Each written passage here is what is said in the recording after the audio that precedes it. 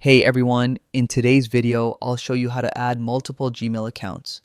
This is really handy if you're managing different emails for work, personal use, or any other reason. Plus, it lets you switch between accounts without logging out. Let's jump in. First, open Gmail in your browser. Once you're on your inbox, look at the top right corner of the screen. You'll see your profile icon. It could be a picture, your initials, or an avatar. Click on that. When the drop-down menu appears, look for the option that says Add Account. Go ahead and click it. This takes you to Google's sign-in page.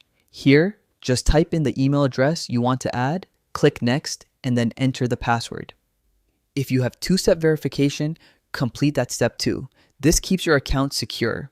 Once signed in, you'll be redirected back to Gmail. Now, if you click your profile icon again, you'll see your new account listed.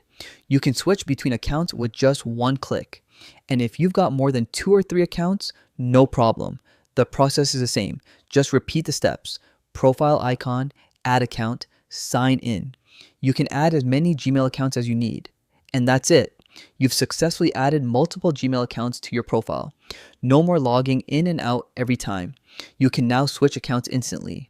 I hope this tutorial helps make your email management smoother.